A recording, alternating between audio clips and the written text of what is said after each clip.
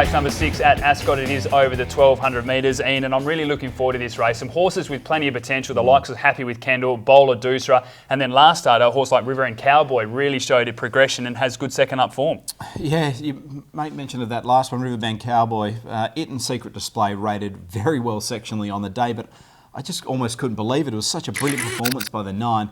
We can have a look at that replay now with a really fast finish. Cowboy at the top of the straight, less than 400 to go, and Belrov in front from Struggle Town, Sasso Circus, Steve Surprise, and now into the open comes Universal Law, and also down the outside with the runners Riverbend Cowboy, 150 to go, Universal Law running about, hits the front on the outside, Riverbend Cowboy, Secret Display, Pikes lifting, Universal Law, it'll do it again, Universal. As you mentioned, a really good performance there, attacked the line strongly, and as we said, you look at the form lines behind Universal Law and they do read quite well with the sectional times. Yeah, rated probably the best on the day on sectional times, better than Perfect Reflection, which is the favourite in the Belgravia Stakes, as we mentioned. So it'll be interesting to see where Riverbend Cowboy and Secret Display take it from here. What about some horses that we know a little bit better, the likes of Happy with Kendall and also Bowler Doosra? Where do you have them sitting in this race? I think there's a major positive here with Bowler Doosra with the blinkers going on, career low weight. You look at its previous form lines, dismiss the Belmont form. I think this horse can win the race.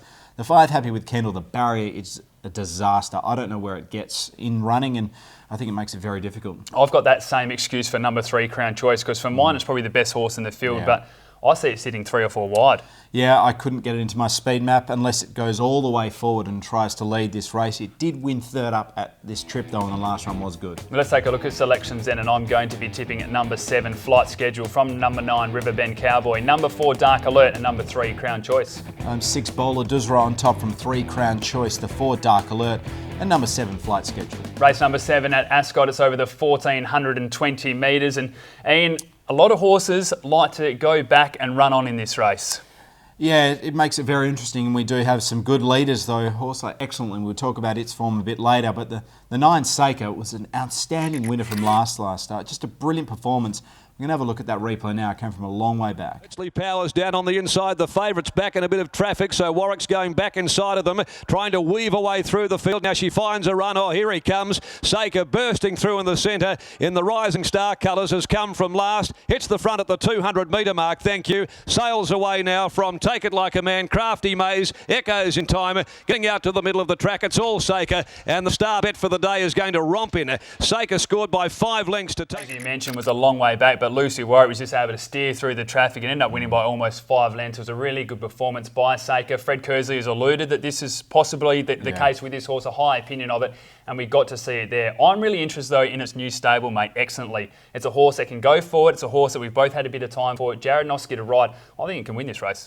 First up, last time out, it was beaten a length and a half by Ackett Asset. Wink and a Nod was second in that race. That's the type of form Excellently can produce, but seemingly always ignored in the market. This will be on speed. This will be incredibly hard to run down. Do not underestimate this horse. Now, I mentioned some of the swoopers. You've got Bravo Romeo, which goes back, a World Trader, Little Shadow, Liberty Rise as well. Seika, another one that does go back. How do you see these horses in this race? Is there enough speed for them to get out late and really attack this line and be serious contenders? Yeah, with the rail at 18 metres, they need to be building momentum into the straight with perhaps in a 3 wide line.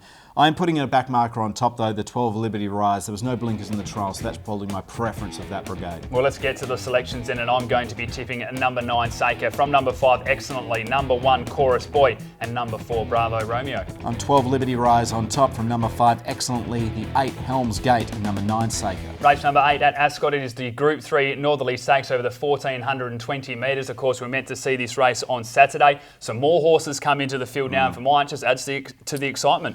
Yeah, it's a really good race. We had a great one on Saturday, but this is made even better with the inclusion of the 10 Hazabeel, the 11 My Sister Lil, but Blackheart Bart, well, he'll be awfully hard to beat, Adam. As you mentioned, will be hard to beat from that last start. Drawn nicely as well compared to some of the rivals like Fuchsia Bandana, which is out wider. So let's take a look at that last start victory. From Flying Time and last is Woodbine. At the 350, Benito led Dawn Approach. Now letting down comes at him. It's stablemate Blackheart Bart joined in quickly though. Fuchsia Bandana, then Wink and a Nod struggling behind them. Blackheart Bart races up with 100 to go, but Dawn Approach kicks and Fuchsia Bandana starting to come through with a run. Here's Fuchsia Bandana. She's driving at Blackheart Bart. Blackheart Bart the outside with his nose in front. Just a grinding run, Blackheart Bart. We were told it was about 80% fit, so only things can improve from there, and I think the abandonment of the meeting on Saturday has made it even better. So Look, it was a very soft run in transit, but this horse is likely to develop, and I think this barrier is better than the one it drew on Saturday. Oh, one horse that's probably got worse than it had for Saturday is number 7, Fuchsia Bandana, drawn out wide now.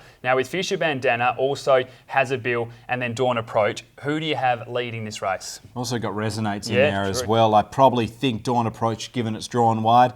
We have Kirov Boy as well, but I probably think it's safer just to assume that it'll be dropping out.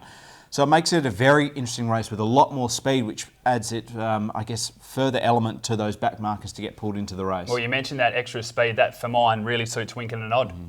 Yeah, it does, and it's drawn the exact same barrier it had for the weekend, so it's likely to get run of the race again, but Blackheart Bart will also be given that good run in transit. Well, let's take a look at selections then. I'm going to be tipping number 7, Fuchsia Bandana, from number 1, Blackheart Bar, number 9, Winkin' and Odd, and number 10, Hazardbill.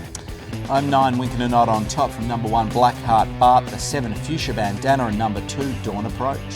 Race number 9 at Ascot is the Crown Perth Belgravia Stakes over the 1200 metres. Of course, the other race that we're meant to see on Saturday, and I'm very excited about the field again. Yeah, look, it's brilliant. We have the re-inclusion of the 7 Military Rain, which adds that speed dynamic again, makes it awkward for the 2 Senso and 5 Jintang, but sets it up for the Bob Peters and Grant Williams trio. They will be awfully hard to beat. And we saw last start that Perfect Reflection, once that speed is in the race, can attack the line so strongly, and that is the replay that we're going to take a look at now. Moving up there, 3 and 4 deep at the top of the straight. Annie's Luck peeling to the outside as well. Here comes Scales of Justice. Further back is Perfect Reflection, but War Blossom with a handy lead. 200 left to go. War Blossom by 2 lengths. Annie's Luck, Scales of Justice, Perfect Reflection are starting to gun it down. War Blossom in front. Perfect Reflection mowing it down on the outside. It's going home brilliantly. A significant drifter in betting Perfect Reflection, but when it knuckled to that task, it really attacked the line strongly. Drawn nicely here with a 53 kilograms, and the decision was made between it over Arcadia Dream. Pike chose to go with the latter. Who leads this race, Ian? You have a look at Senso from 13, will definitely want to cross. You've got Jintang, which will have plenty of speed from barrier 1. Military Rain, as you mentioned, back into the race, will want to push up as well. Who have you got as the first 2 runners as they approach the top of the straight? Look, I think it's going to be Military Rain and Senso, probably eyeballing each other, but Senso has the advantage being drawn wider, so it will probably have the option to cross over. It does have great gate speed. What does Showy Chloe do from 14? Just has to get back and play the race. I think there's not many options there. Try and get into a 3 wide line and run home from essentially last. When you have a look at it then, with the speed that we will have in the race, do you believe that Showy Chloe and the likes of a Perfect Reflection, maybe even a Mystic Maid, will be able to run on? Will there be enough speed for them to come into this race late? You would like to think so, and the conditions suit as well. We also got told off during the week for not mentioning the 6 Blackwood. We're about to do it again. Yes. Barrier's a bit awkward for it as well, but it's in the same boat as Showy Chloe. Just get into a 3 wide line, it can run home nicely. We were reminded via Twitter that this horse is undefeated, and as I said, I'm really looking forward to seeing how it goes when it stretches out to the 14 and 16 again, but we'll not be ruling out an undefeated filly, no doubt about that at all. Let's take a look at selections. I'm going to be tipping number 1, Showy Chloe, from number 11, Perfect Reflection, number 9, Mystic Maid, and number 3, Man Booker. I'm 5, Jintang on top from 2, Senso, number 11, Perfect Reflection, and the 12, Arcadia Dream.